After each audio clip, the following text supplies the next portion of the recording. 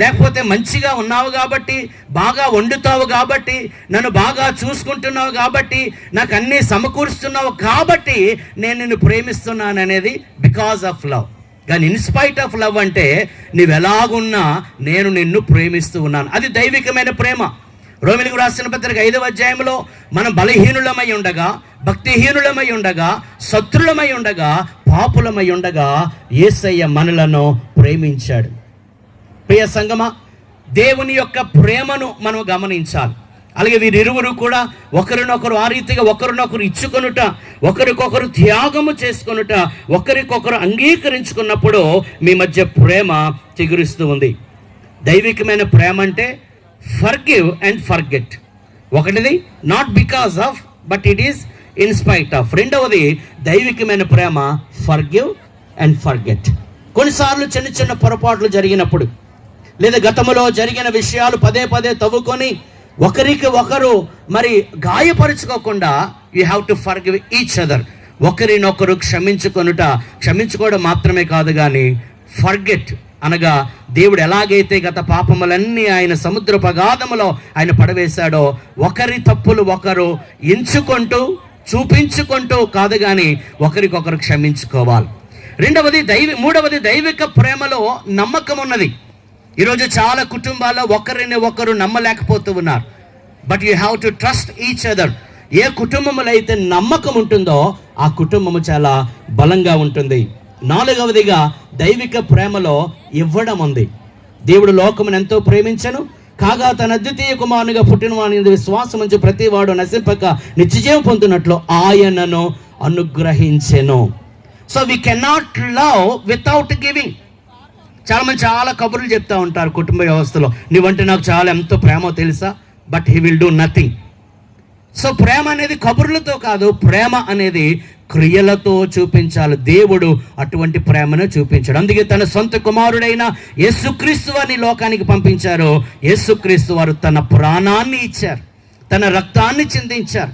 ఈ ప్రపంచంలో అనేకమైన వారు దేవుళ్ళని పిలువబడుతూ ఉన్న యేసుక్రీస్తు వారు మాత్రమే మన పాపముల కొరకు, మన యొక్క వ్యసనముల కొరకు, మన శాపముల కొరకు కల్వరి సిలువలో ప్రాణము పెట్టినంతగా ఆయన ప్రేమించాడు. అందరూ చప్పట్లు కొడుతూ దేవుని నామాన్ని మహిమపరచుదాం. ఇది గొప్ప ప్రేమ, ఇది సాక్రిఫిషియల్ లవ్, ఇది చాలా త్యాగపూరితమైన ప్రేమ. అంచేత మీ మధ్య ప్రేమ అనేది ఒకరికొకరు ఇచ్చి పంచుకున్నట్టు ద్వారా ఏమి ఇచ్చుకోవాలి? అప్పుడప్పుడు చిన్న చిన్న గిఫ్ట్స్ ఇచ్చుకోవాలి. Maybe some times surprise gifts. So ఒకరికొకరు గిఫ్ట్స్ ఇచ్చుకున్నప్పుడు మీ మధ్య ప్రేమ అనేది చిగురిస్తారు. మూడవదిగా there must be unity in your family. మీరిరువురు కూడా అన్ని విషయాల్లో ఏకీభవించినప్పుడు, ఐక్యత కలిగి ఉన్నప్పుడు. మత్తయి సువార్త 18వ అధ్యాయంలో చాలా విషయాలు, మీరు ఏకీభవించిన యెడల నేను మీ మధ్య ఉంటాను అని ఆయన అన్నాడు. మీరు ఏకీభవించిన యెడల మీరు ఏది అడిగితే నేను అది ఇస్తాను అని అన్నాడు. మూడవదిగా మీరు ఏది బంధిస్తారో భూమి మీద అది పరలోకమందు బంధించబడుతుంది అన్నాడు. అంటే మీ మధ్య ఐక్యత ఉన్నప్పుడు అపవాది అయిన సాతాను మీ మధ్యకు రాలేడు. సాతానుని ఎదిరించగలిగిన శక్తి కేవలం ఐక్యతకు మాత్రమే ఉంది. So there must be unity.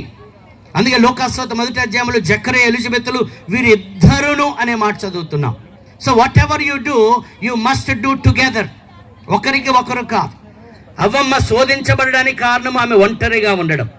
So మిమ్మల్ని ఒంటరిగా ఉండడానికి దేవుడు జతపరచలేదు, కానీ ఎప్పటికప్పుడు టుగెదర్నెస్, కలిసి ప్రార్థించడము, కలిసి వాక్యము ధ్యానించడము, కలిసి దేవుని మందిరానికి వెళ్ళడము, కలిసి దేవుని పరిచర్య చేయడము, సేవకులకు అకుల్లా ప్రిస్కిల్లాలాగా జత పనివారిగా ఉండి దేవుని పనిలో కలిసి ఉండాలని దేవుడు కోరుకుంటూ ఉన్నాడు. ప్రసంగి గ్రంథం 4వ అధ్యాయం 9వ వచనంలో 2 are better than 1 అనే మాట రాయబడింది. ఒంటిగా ఉండుట కంటే ఇద్దరు కలిసి ఉండుట ఇది చాలా ఇంపార్టెంట్. నాలుగవదిగా మీ మధ్య కమ్యూనికేషన్ అనేది తప్పనిసరిగా ఉండాలి. కమ్యూనికేషన్. మరి ఈ రోజుల్లో కుటుంబాల్లో మాటలు ఉండడం లేదు. ప్రతి ఒక్కరి దగ్గర సెల్ ఫోన్ ఉంటుందేమో, ఎవరు సెల్ ఫోన్ పట్టుకుని వారు కూర్చుంటున్నారు. మరి ఆ రోజులు పోయాయి. కలిసి మాట్లాడుకోవడము, కలిసి భోంచేయడము, కలిసి ఆటలాడుకోవడం అనేది ఈరోజు కుటుంబాల్లో కరువు అవుతుంది. కానీ గమనించాలి, మీ మధ్య సంబంధము బాగా ఉండాలంటే మీరు ఏం చేయాలి? బాగా మాట్లాడుకోవాలి. ఏం చేయాలి? ఇరువురు కూడా మాట్లాడుతున్నారా? మీరిరువురు కూడా మాట్లాడుకోవాలి. మీ ఎంత సంభాషణ బాగుంటుందో అంతగా మీ మధ్య సంబంధం బాగుంటుంది. గమనించండి, దేవునికి మనకు మధ్య సంబంధం ఎలా పెరుగుతుంది? దేవుడు మాట్లాడే దేవుడు, మనము కూడా ఆయనతో మాట్లాడినప్పుడు ఎలాగైతే సంబంధం పెరుగుతుందో మీ మధ్య మంచి communication, not miscommunication, not misunderstanding, but healthy communication. ఒకరికొకరు సంభాషించుకుంటూ, కొన్నిసార్లు అన్నీ పక్కన పెట్టి ఇద్దరు కొద్దిసేపు మాట్లాడుకోవడము అనేది చాలా చాలా ఇంపార్టెంట్. 5వదిగా ఇరువురు ఒకరికి ఒకరు టైం ఇచ్చుకోవాలి. ఏమి ఇచ్చుకోవాలి? గిఫ్ట్స్ కన్నా అన్నిటికన్నా ముందు టైం అనేది చాలా ఇంపార్టెంట్. ఒక ఆయన పెద్ద మేధావుల సభలో వాట్ ఈజ్ రిలేషన్షిప్ అని అంటే ఆయన అన్నాడు, it's all about giving time అన్నాడు. సంబంధము బాగా పెరగాలి అని అంటే ఒకరికి ఒకరు సమయాన్ని ఇచ్చుకోవాలి, కొద్దిసేపు కలిసి మాట్లాడుకోవాలి. చాలా చాలా ప్రాముఖ్యమైనది. ఆఖరిగా గమనించినట్లయితే 6వదిగా గమనించినట్లయితే ఎఫెసీ పత్రిక 5:22 నుంచి 5:33 వారు గమనిస్తే మరి భార్యాభర్తలు ఎలాగుండాలో అక్కడ ఒక క్రమము రాశాడు. There must be order. స్త్రీలకు చెప్తా అంటాడు, స్త్రీలారా మీ సొంత పురుషులకు లోబడి ఉండండి. లోబడడం అనేది ఇట్స్ ఎన్ ఆర్డర్. క్రమము ఎక్కడ ఉండదో అక్కడ అక్రమం ఉంటుంది, ఎక్కడ అక్రమం ఉంటుందో అక్కడ దేవుడు ఉండడు. అంచేత దైవికమైన క్రమము కుటుంబంలో ఏంటంటే ప్రతి భార్య తన భర్తకు లోబడాల్సిందే. ఒకవేళ ఇక్కడ చాలా మంది దంపతులు కుటుంబాలు కలిసి ఉన్నాయి, ఒకవేళ భార్య బాగా సంపాదిస్తున్న ఆమె అయినా, చాలా పెద్ద కుటుంబంలో నుంచి వచ్చిన ఆమె అయినా, భర్తకి దేవుడు చెప్తూ ఉన్నాడు, భర్తకి తప్పనిసరిగా ఒబే అవ్వాలి. భర్త శిరస్సు గనుక సంఘము క్రీస్తునకు లోబడినట్లు ప్రతి భార్య తన భర్తకు లోబడి. ఇది క్రమం, దైవికమైన క్రమం. మరి భర్తలకు దేవుడిచ్చిన క్రమం ఏంటంటే భర్తలు తమ భార్యలను ప్రేమించాలి. ఎలాగూ ప్రేమించాలి? క్రీస్తు సంఘమును ప్రేమించినట్లు. లోపములను వెతకలేదు. గమనించండి, మనలో ఉన్న లోపాలు కానీ దేవుడు వెతికితే మనం ఎవ్వరం ఇక్కడ ఉండేవారము కాదు. ఒక సంగతి గమనించాలి, ఈ ప్రపంచంలో no husband and no wife is perfect. ఎందుకంటే human beings are not perfect. అంచేత నీ భర్త, నీ భార్య ఆమె పర్ఫెక్ట్ అని అనుకోవద్దు. మనం పర్ఫెక్ట్ అని ప్రభు మనల్ని ప్రేమించలేదు. మనలో లోపాలున్నా, బలహీనతలున్నా మనల్ని అంగీకరించినట్లు ఒకరినొకరు అంగీకరించుకోవాలి. భర్త తన భార్యను ప్రేమించి ఎలాగా? క్రీస్తు సంఘమును ప్రేమించినట్లు త్యాగపూరితమైన ప్రేమ, ఇంకంటాడు పోషించి సంరక్షించి అనే బాధ్యత ప్రతి భర్తకు ఉందని బైబిల్ గ్రంథంలో మనము చూస్తూ ఉన్నాం. పేతురు రాసిన మొదటి పత్రిక 3వ అధ్యాయంలో భార్యలకు చెప్తా అంటాడు, మీ యొక్క స్వభావము ఎలా ఉండాలి? సాధువైనట్టు మృదువైనట్టు స్వభావం ఉండాలి. అంచేత షార్ అబ్రహాముని ఏమని పిలిచింది?